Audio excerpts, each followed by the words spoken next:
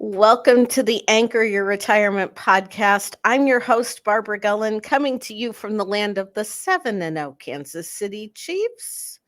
Hanging out Wow. today with my 5-2 co-host for the Oh, no. Minnesota Vikings, Tony Yeah. Shore. Yes, I am here. We are 5-2.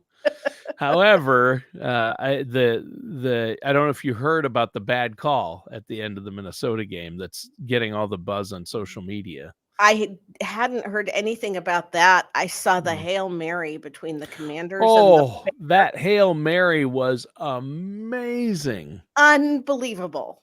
Yeah. I mean, Yeah. I counted to like 13. He held on to that ball for well over 10 He seconds. was running around back there like Yes. crazy trying to buy time for his guys to make it to the end zone. And then he launched it. And Yes. the Chicago Bear guy tipped it up right into the hands. Did him a favor. But that was at a 65-yard throw or something like that, because he was way back when he launched He that ball. was way back. I can't believe that ball made it to the end zone. Well, Well, the it wouldn't Bears have. helped. The It Bears wouldn't helped. have, but it Yeah. got batted up into the end zone. Yes. Unbelievable. Okay. Unbelievable. And once again, we're going to be mistaken for a sports podcast. I can't Yes. really say that I can complain. Well, during pro football and pro baseball season, our Yes, listeners will have to put up with a couple of minutes of they sports will, because before we get into the finances. because the Yankees are 2-up on the Dodgers. Yeah. Crazy. Listen, the first game, that walk-off grand slam Yep. had me out of my seat. And I Yeah, that am was not a amazing. Yankees fan, but Nope, that one me had me out either. of my seat. Me either. I was kind of rooting for the Dodgers, but I don't know. The Yankees, they're so unstoppable. It'll be interesting to see what happens. I hope that the Dodgers at least win a couple. I don't I know if the think they Yankees will. are going to go all the way, but at least if they went all the way, I can justify that the Royals lost to them. Yes. Well, you lost to a very good team. You already know that. So Yes. well, But let's talk money. yeah. Well, we've got the holidays coming up. I mean, We do. We're recording this podcast 3 days before Halloween. 3 days before Halloween. When people hear Yes. it, it will be after After Halloween. Halloween, and all Yep. Christmas will start to be breaking loose. Yes, So, Christmas has already started breaking loose. I don't know if you've yes. been to any stores Oh, recently, I but have, and Christmas is apologies to Thanksgiving that you are the forgotten stepchild of the holidays. it goes from Halloween to Christmas. In fact, I saw one store when they put out Halloween stuff, they also put out an aisle of Christmas stuff same time, It's a crazy. month before Halloween. And So that's the the nuts. craft stores used to justify it by saying, well, all of our crafting ladies that go to all of the Oh, shows sure. and make stuff, they have stuff out in July. Yeah. So, it's not really whether or not Christmas gets put away, it's how much Christmas consumes Yeah. in a footprint on a store. Yeah. But Well, yeah. So what are we talking about today? let's talk about some of the financial ducks you should get in a row before the holidays hit with Okay. full force. Okay. The first thing I'm going to talk about is if you have not set a spending plan for Christmas yet and how much you think you want to spend, or, rather than just going into it this holiday season blind and swiping the plastic and then coming in January and seeing what that credit card debt is, now is a good time before it gets crazy.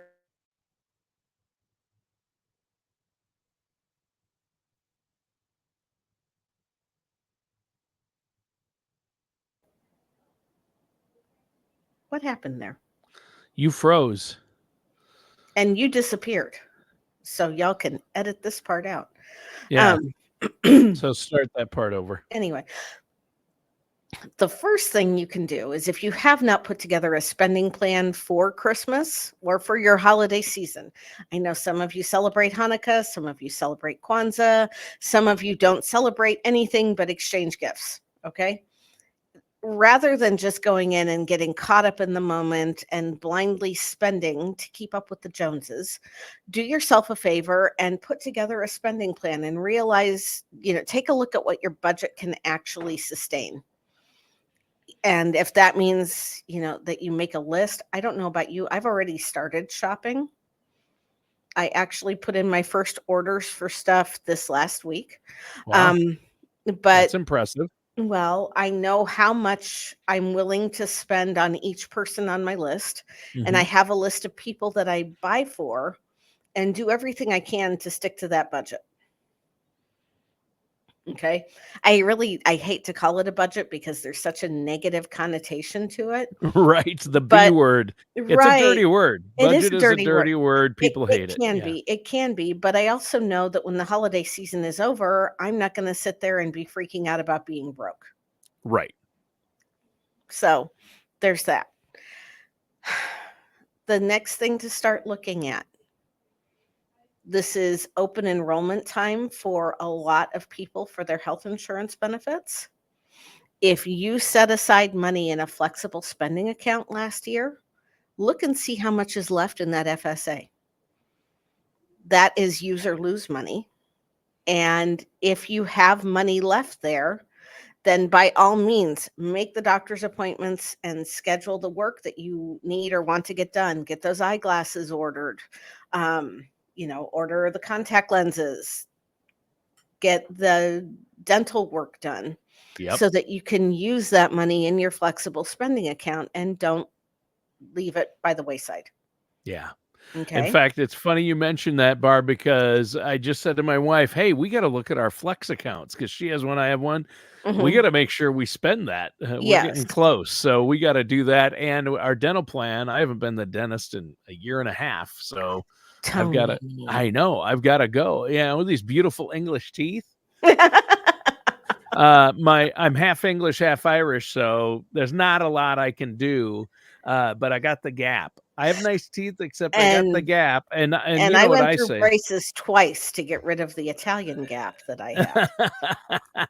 I've got the gap, and I'm gonna get one of those shirts that say "Mind the Gap," that they have those signs they have on the on the walls in the underground in England. It says Mhm. "Mind the Gap" between Well, the platform and the car.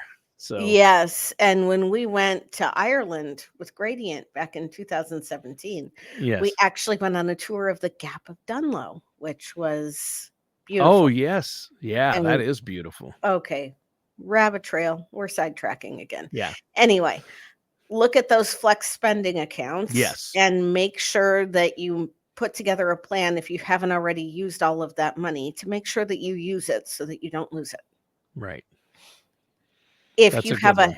and that's for your FSA, for your health savings account, for your HSA, that money carries over from year to year to year. So you don't have to worry about using all of that money.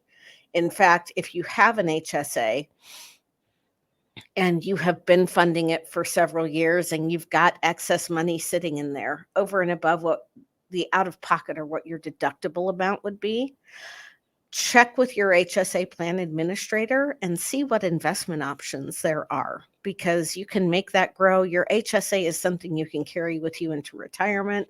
You can use it to pay for your Medicare supplement It never premiums. expires. In fact, It you might wanna never put more expires. into it before the end of the Yes, if year. you're Yeah. not fully funding it, then Yeah. please fully fund it. Yeah. It's the only account where the money can go in as a tax deduction and come out tax free And grow tax-free. and grow tax free. It's triple tax advantage. It's the only account like Right. that, isn't it? I mean, It that's is. huge. It is. I just noticed we're both wearing black today, except I have Yeah, a well, sweater on. we're 3 days from Halloween. So, Yeah, we're 3 days from Halloween. And yeah. all right. So we've talked about FSAs, we've talked about HSAs. When you are in that open enrollment time, make sure that you've allocated enough, but not too much to that FSA. If you're healthy and you don't go to the doctor a lot, you might look at a health savings plan, the high deductible plan, rather than going with a traditional PPO. Um, Many employers will help fund your HSA when you go into that type of plan. Yeah. So, why not get some free money that is growing tax free, comes out tax free?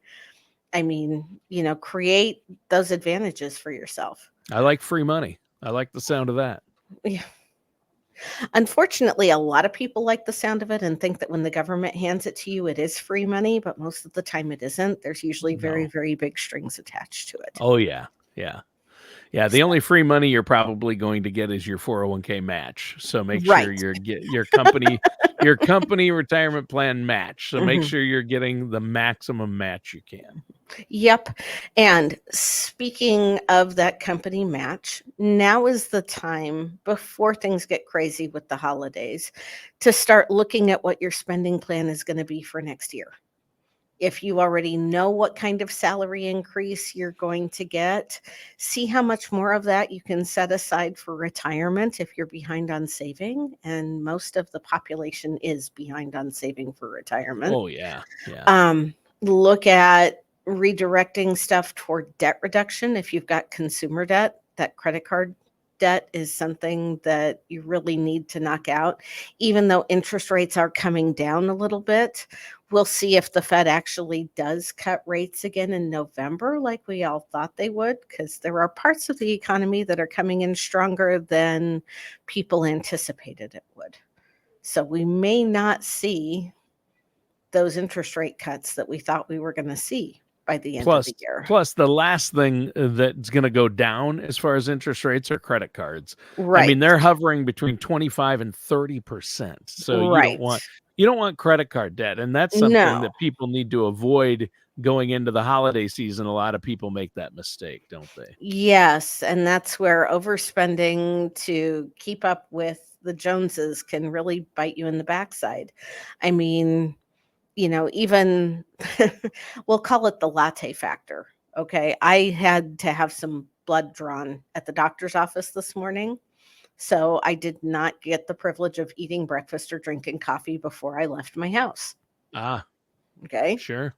I decided to stop by a very well known establishment and treat myself and get a breakfast sandwich and not the regular size cup of coffee, but a smaller one. Mm-hmm. And still, by the time I paid the tip, was over $13 in. For a small coffee and a breakfast sandwich. Mm-hmm, Yeah. mm-hmm.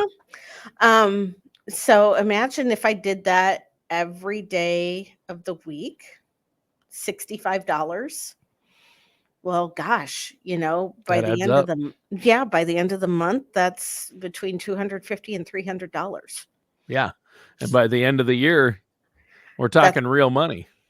We're talking almost $4,000. Yeah, that's real money, even to you and I.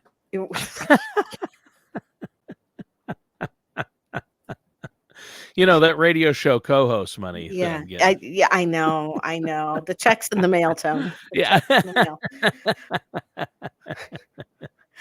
But when it's when you start looking at that, I'm not telling you never to have another latte. I am telling you to plan for it and decide whether you really need it every day Yeah. or whether you can do it, treat yourself once a week and, buy yourself a little coffee machine for home. Yeah. Yeah. and save some money that way. I mean, I hate to say it, but we have had we've had a couple of good years back to back in the market. We know that it's the natural cycle of the market that we're going to have a pullback at some point. Yeah. We'll have a correction, right? We will have a correction. It's the nature of the beast. But when you can learn to not live paycheck to paycheck, not spend every dime that comes in or spend it before it comes in, if you get into a position where you're downsized or whatever, it buys you a little bit of margin and some time so that we can you can not be in a heap of trouble anytime fast. Right.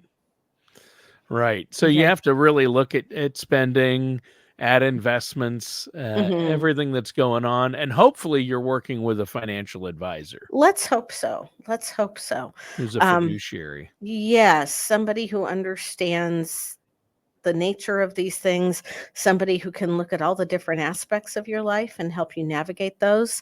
Another thing to do before the end of the year is for those of you taking required minimum distributions, if you don't need to take an RMD, don't need the money that you take from an RMD, Sure. then consider doing a qualified charitable distribution and sending that money to a charity that you want to support.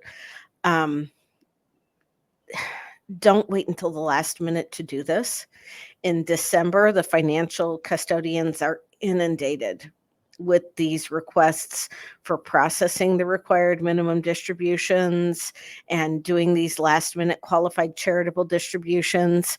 And a lot of times, even by the beginning of December, we've got to tell our clients that we're going to do it on a best effort basis. But with the workload that the financial institutions have, that money might not get pushed out. Yeah. Yeah, and now's the time of year you really got to look at, hey, am I all set up for my required Mhm. minimum distributions? If you're, Yep. you know, If you turned 73 sometime this year yep, before December 31st, you need to take a required minimum distribution. And yeah, if you haven't done that yet, then now is the time to reach out to your financial advisor and make that happen. yeah, exactly. You know, it's also a good idea. Now is a great time to start getting everything sorted out and lined out so that when you get your W-2s in January, you're ready to go to file your tax return as soon as possible. If you're somebody that donates a lot of non-cash items, like I have been purging my house like crazy this year, and I've kept a list of everything that I've donated, and I've taken pictures of everything that I've donated. Smart. And then there is a program that's called It's Deductible that will go through and help you assign a deduction value, and it's through TurboTax, so it's through a reputable company, but they will give you that dollar value for what you donated rather than you coming up with some arbitrary number. And then if the IRS is questioning how you got to the valuation of that deduction, it's a whole lot easier to show them something from a software program designed to do it rather than to just say, well, I paid this for it, so I thought I'd take that much for a deduction. Right. You know, Right. Yeah, that's true. the Uh, IRS tends to frown on some of those things and say, yes, oh, so they you do. thought it was worth that? Okay, Yeah, nice. and you don't want to do anything to trigger an audit. You don't want that monkey on your back, the Mhm. IRS. Oh, Yes. Which reminds me, for those of you that have a side hustle or are part of the gig economy, keeping track of those receipts is so crucial. And understand that if you've made more than $600 in any one of your ventures, whether you are door dashing, using your car for Uber or Lyft or some sort of ride share, renting your car out, any of those things that we can do now to put extra money in our pockets. If you've made over $600, that they're going to give you a 1099 and report that to the government as income. yeah. And you're going to have to pay not only income taxes on it, but self-employment tax. Hmm. And that self-employment tax can add up quickly. So for those side hustles and those other things that you're doing to make extra money, anything you can do to document your expenses and apply that against the amount that they show that you earned is going to save you buku bucks if you've done it a lot, because that self-employment tax is 15, almost 16% of what you've made right off the top, plus your income tax on top of it. Yikes. Yeah. So, if you're driving for a rideshare program, you can deduct the mileage.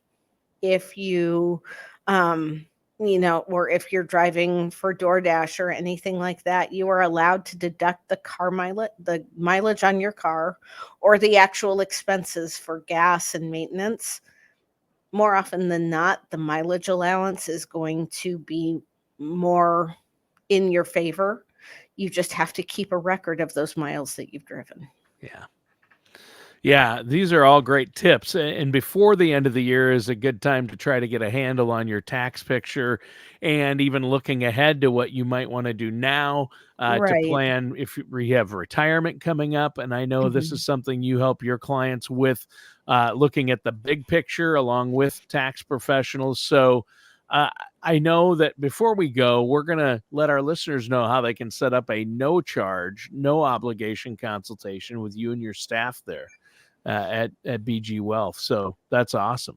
Yes, they can reach out to us at our website, anchoryourretirement.com, or call us at area code 913-553-6222 and reach out to the appointments and scheduling line. Amanda will answer, or if she doesn't, she'll get right back to you and get you on our calendar to visit with either myself or another one of our qualified fiduciaries in the office. We can help you with all of these things. We can also help you figure out if you are eligible to set up an IRA. That's the last thing on my list. Okay. Is for, for some people who don't make a whole lot of money, there is a saver's tax credit if you're participating in an IRA. Even if you have an employer plan, you can set up an IRA where you won't take a tax deduction for it, but we can help you convert that into a Roth IRA, even if your income exceeds the normal Roth IRA limits. Hmm. And we can help you set up another bucket of income to have in retirement. Working with a fiduciary means that we look at all of the options and try to help you make your retirement as strategic and successful as possible. Yeah. I think that's great. And that's very helpful. And you have to look at IRAs and Roth IRAs, and maybe you want to do a conversion before the end of the year, depending on your tax You might situation and need to do that too. Yeah. where you're at. So I'm glad you brought that up, Barb. Once again, before we go, let our listeners know how they can get a hold of you to take a look at where they're at and see what they need to do before the end of the year. Sure. Give us a call at area code 913-553-6222 or reach out to us at anchoryourretirement.com. All right. Well, Barb, great show. A lot of great Thanks, Tony. information. That's awesome.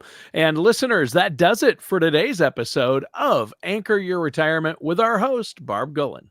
We'll see you soon.